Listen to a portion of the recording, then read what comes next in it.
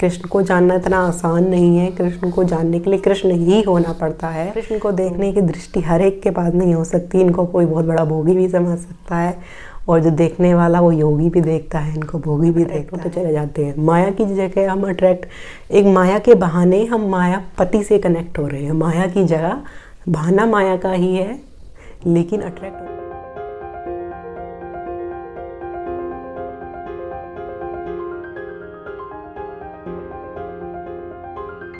आप सभी प्यारे प्यारे कृष्ण प्रेमियों का मेरा एक बार फिर से प्यार भरा नमस्कार। मैं आप सबकी सखी कृष्ण सखी यानी कि शिवी सखी एक बार फिर से हाजिर हूँ आप सबके सामने एक और बड़ा ही अच्छा खूबसूरत सा टॉपिक लेकर, जिसमें मैं बात करने वाली हूँ आपसे।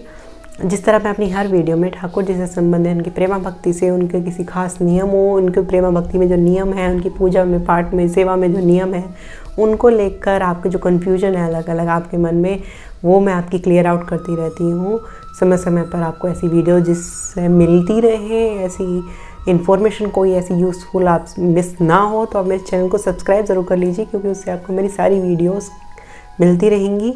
और मोस्टली मेरी हर एक वीडियोस में हर एक सूक्ष्म से सूक्ष्म टॉपिक पर मैं वीडियोस बनाती हूँ। इसमें छोटे छोटे आपके सवाल भी कंक्लूड होते हैं। तो पहले मेरी वीडियो सारी स्क्रॉल आउट कर लें। हो सकता है कि मोस्टली हो ही जाता है कि आपके सभी प्रश्नों का उत्तर मेरी वीडियोस में आपको मिल ही जाएगा। फिर अगर कुछ बचता है तो आप मुझे नीचे कमेंट में अपने क्वेश्चंस पूछ सकते हैं। मैं आपके सवाल का जवाब ज़रूर देती हूँ या वीडियो डेडिकेट ज़रूर करती हूँ, ठीक है। तो चलिए आज के विषय के बारे में बात करते हैं कि जो ठाकुर जी की जो भक्ति है, सेवा है, भगवान की लड्डू गोपाल की सेवा है, ये इतनी चटक मटक भरी क्यों है। मतलब चटक मटक भरी कि ठाकुर जी की सेवा भक्ति ही ऐसी देखी जाती है जो काफ़ी मनमोहक चीज़ों से जो भरी हुई है, काफ़ी मनमोहक वस्तुओं से, सामग्रियों से जो भरी हुई है। जैसे कि काफ़ी चटक मटक रंग बिरंगी जो है ये सेवा ठाकुर की है। सिर्फ ऐसा ठाकुर की सेवा में ही देखा जाता है, किसी और भगवान या किसी देवी देवता की पूजा में नहीं देखा जाता, क्योंकि भाई हमारे ठाकुर जी हैं ही चटक मटक। लेकिन ऐसे चटक मटक क्यों है? कुछ लोग कहते हैं जो नहीं जानते कृष्ण को जानना इतना आसान नहीं है। कृष्ण को जानने के लिए कृष्ण ही होना पड़ता है। तो जो लोग नहीं जानते, अज्ञानतावश, वो कहते हैं ये कैसे भगवान है, ये खुद तो माया से परे नहीं है, खुद इतनी सारी गोपियों के बीच में लिप्त हैं, खुद इतना श्रृंगार करना पसंद करते हैं, खुद जो माया से अलग नहीं है, खुद अपने आप को माया में लिप्त रखते हैं, वो भगवान क्या होंगे, वो भक्तों को कैसी प्रेरणा करेंगे, है ना। कुछ ऐसी बुद्धि में सवाल आ जाते हैं लोगों के कि जो भगवान खुद जो भोगों में लिप्त है, वे कैसा भगवान है जो खुद भोगों में लिप्त है, जो खुद इतना बड़ा भोगी है, जो 16,000 गोपियों के बीच में एक मात्र पुरुष है जिनका भोग कर रहा है, वो किस तरीके से बड़ा योगी परमेश्वर कहलाया जा सकता है। ऐसा कैसे हो सकता है कि भगवान इतने चटक मटक क्यों हैं। बेसिकली आज का टॉपिक ये है कि भगवान इतने चटक मटक, इतने रंगीन मिजाज। मैं भी हमेशा कहती हूँ अपनी हर वीडियोस में कहती हूँ कि भगवान बड़े रंगीन मिजाज है, बड़े चटक मटक है। ठाकुर जी का स्वभाव बड़ा रंगीन है, उत्सवों के शौकीन है, श्रृंगार के शौकीन है। तो क्यों है वे शौकीन? क्या उनको किसी आनंद की कमी है कि वे इन चीज़ों के बगैर वे आनंद नहीं महसूस कर पाएंगे, या इससे ही वे आनंद लेते हैं? ऐसा है।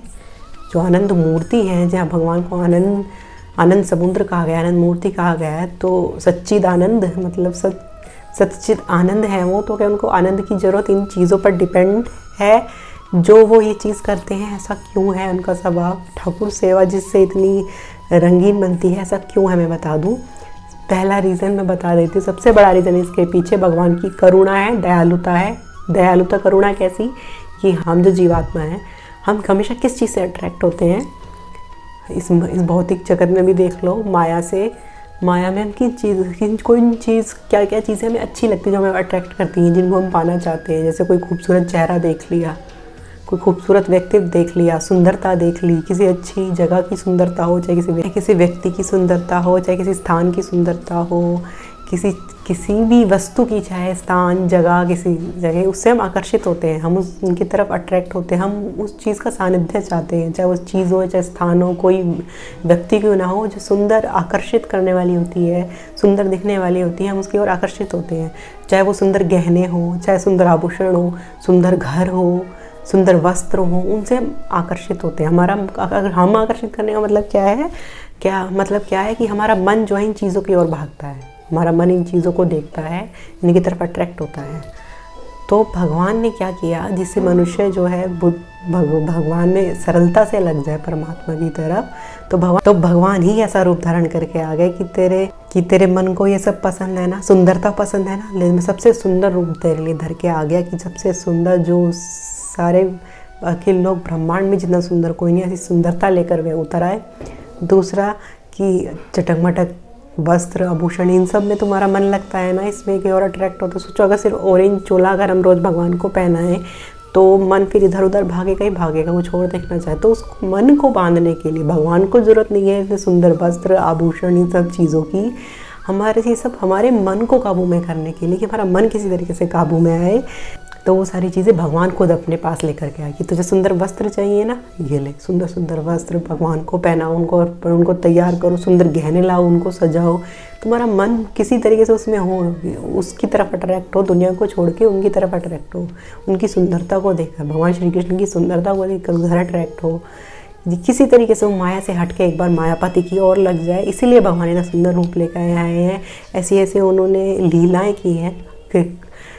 कर्म तो नहीं कहेंगे कि भगवान जब कर्म करते हैं तो उसको लीलाएँ कहते हैं, कर्म नहीं कहते। हम जब कर्म करते हैं उन्हें कर्म कहेंगे, भगवान जब कर्म करते हैं तो उनको उनकी लीला बोलते हैं, क्योंकि कर्म किसी ज़रूरत के लिए किए जाते हैं, लेकिन भगवान को किसी चीज़ की ज़रूरत नहीं है, वो बिना किसी ज़रूरत के आनंद प्रदान करने के लिए लीला करते हैं, तो उनको लीला कहते हैं। भगवान जो लीलाएँ करते हैं वो हमारे मन को आकर्षित करने के लिए ही करते हैं, वो खुद भोगने के लिए लीलाएँ नहीं करते हैं।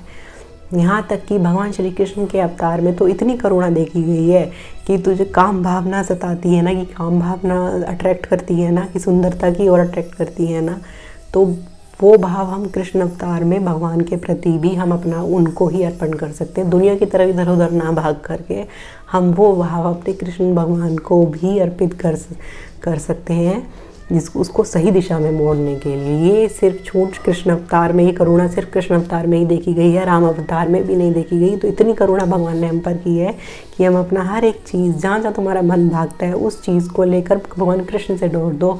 अच्छे अच्छे वस्त्र पहनना अच्छा लगता है, अच्छे अच्छे आभूषण पहनना अच्छा लगता है, वो कृष्ण में जोड़ दो। अच्छे अच्छे फूल अच्छे लगते हैं, अच्छे अच्छे व्यंजन बड़े अच्छे बनाने का शौक़ है आपको, वो ठाकुर जी के भोग में जोड़ दो।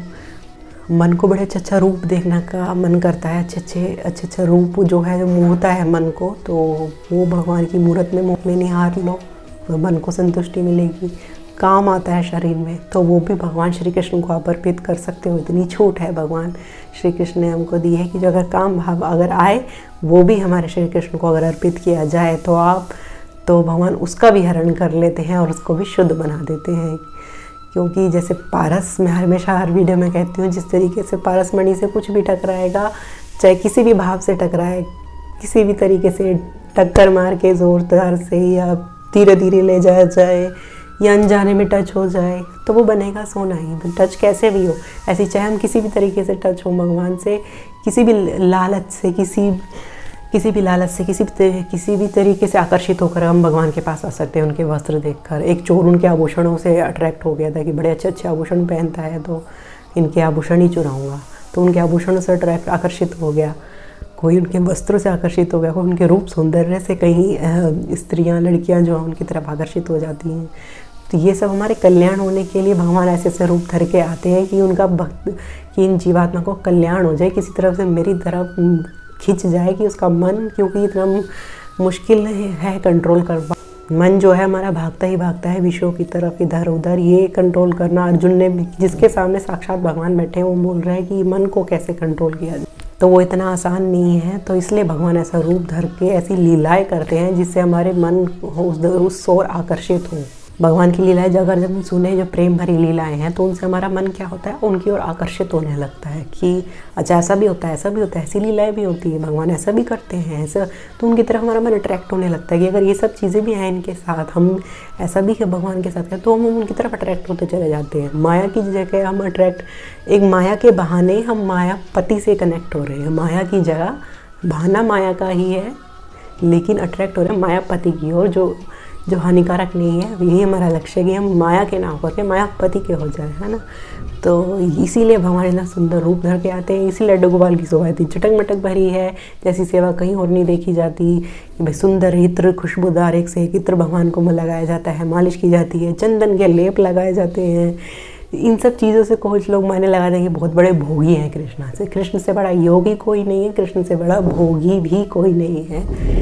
इतनी अच्छी अच्छी सेवाएं ठाकुर जी की दी जाती है, इत्र सेवा, चंदन की लेप की सेवा, इतने सुंदर सुंदर वस्त्रों की, महंगे महंगे वस्त्रों की सेवा, आभूषणों की सेवा, पान खाने की सेवा, इतने अच्छे अच्छे व्यंजन खाने की सेवा, बहुत एक से एक सेवा इसलिए दी जाती है कि कोई सी सेवा में तो भक्त का मन अटके, कहीं तो उसका मन जाता होगा इस भौतिक जगत में भी। तो उसी वस्तु को, जहाँ भी तुम्हारा मन भागता है, उसी वस्तु को भगवान श्री कृष्ण से जोड़ दो, तो वो जो वस्तु है जो आपको गलत दिशा में ले जाने के लिए प्रेरित करती है, वही वस्तु आपके कल्याण में आपको ले जाने के लिए सहायक बन जाएगी। जो भी चीज़ आपको पसंद है वो ठाकुर से जोड़ दो, क्योंकि हमारे ठाकुर हर चीज़ में फिट हो जाते हैं, इसलिए वो रंगीन बने हुए हैं हमारी वजह से वो भोगी कहलाते हैं, क्योंकि वो भक्तों को आनंद देने के लिए भोगी हैं। वो योगी है सबसे बड़े वैसे मायने में, तो भोगी नहीं है। जो सच्चिदानंद है उनको आनंद लेने के लिए किसी और आनंद की ज़रूरत नहीं है। लेकिन एक तरफ वो बात दूसरी है जब वो कहते हैं अपने भक्त से कि वो भी अपने भक्तों का सानिध्य पाकर आनंद प्राप्त करते हैं, है ना। तो ये बात बड़ी गहरी है, इसलिए हमारे ठाकुर की सेवा इतनी चटक मटक भरी है कि कृष्ण को देखने की दृष्टि हर एक के पास नहीं हो सकती। इनको कोई बहुत बड़ा भोगी भी समझ सकता है, और जो देखने वाला वो योगी भी देखता है, इनको भोगी भी देखता है। तो सिर्फ और सिर्फ ठाकुर ही हमारे ऐसे हैं जिनकी इतनी रंगीन तरीके से सेवा होती है। और क्यों होती है वो आज मैंने बता दिया, वो हमारे लिए ही होती है, कहीं तो हमारा मन अट्रैक्ट हो, इसीलिए भगवान श्री कृष्ण ऐसा रूप धर के आए हैं। तो चलिए, आज की विषय में इतना ही। ठाकुर के बारे में कुछ चर्चा करनी थी, इनके स्वभाव के बारे में मैंने आपको कहा था कि इनके स्वभाव में किसी और वीडियो में बात करेंगे, तो इनके स्वभाव के बारे में एक तरीके की आज वीडियो थी।